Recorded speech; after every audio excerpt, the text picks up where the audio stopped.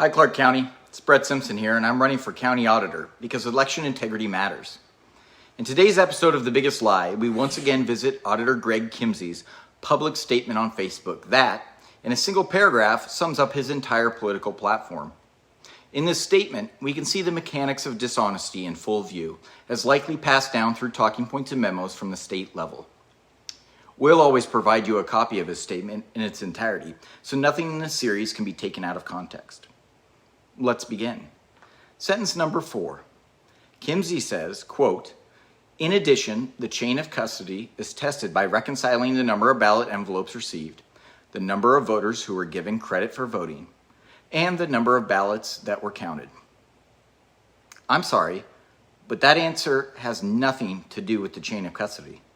Reconciling numbers against other numbers is part of the audit process, and it's only a small part of a full forensic audit, which Auditor Kimsey has refused to allow citizens to perform. The chain of custody has to do with the physical handling of the ballot from start to finish, and it's really no wonder that Kimsey tries to conflate the two, considering that mail-in ballots are by definition a break in the chain of custody.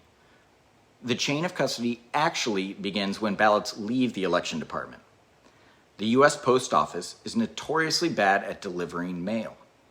Mail gets lost, gets delivered to the wrong address, gets delivered on the wrong day, and then the voter mails the ballot back. Numerous reports confirm that the USPS had problems delivering ballots back to the elections office, which is now why many election departments pick them up from the post office directly. The USPS certainly makes no guarantees as to the chain of custody while ballots are in their possession. So let's review. According to the Center of Internet Security, chain of custody refers to the process or paper trail documenting the control or transfer of equipment and materials, such as voting machines or ballots. While commonly thought of for physical pieces of equipment, chain of custody also applies to digital materials, such as electronic transmissions or records. This includes the transfer of digital information to ensure the integrity and confidentiality of information are not compromised. It is critical to always know where this equipment is and who is handling it at any given time.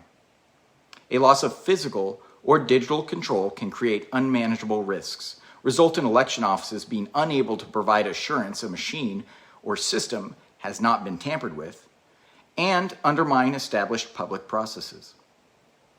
So how then does Auditor Kimsey test a mail-in ballot? He clearly has no way of determining, 1, that the person who received the ballot was actually the registered voter, 2, that the person to whom the ballot was addressed actually voted and not someone else, 3, that the vote was confidential and not coerced in any way, 4, that no ballot harvesting or other similar schemes were conducted, and 5, that the ballot was not tampered with upon leaving the possession of the voter. Lacking this chain of custody, there's absolutely no way to tell if the 142,000 votes cast by mail in Clark County's last election are even legitimate.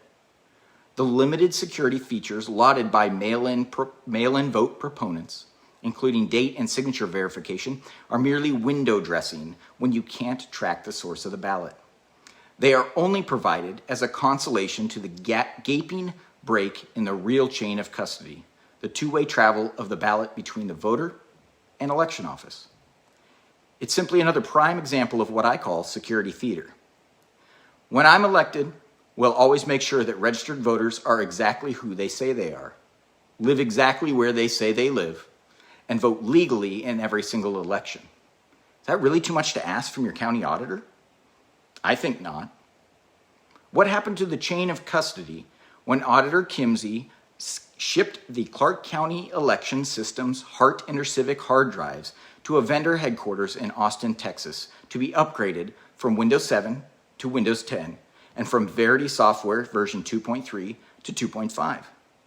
These are simple software upgrades that should pose no problem for our Clark County Auditor IT team to manage internally. Why then did Kimsey bypass them and send our voting hard drives out of state?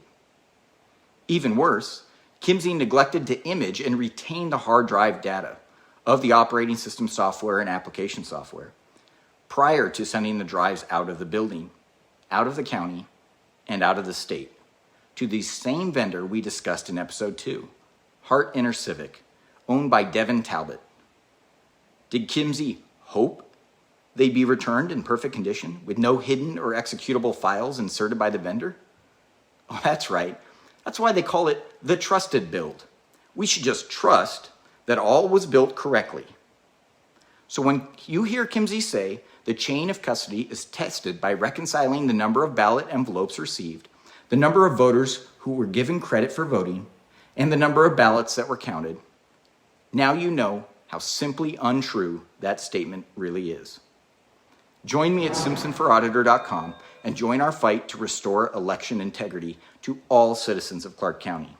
Together, let's make sure every legal vote gets counted.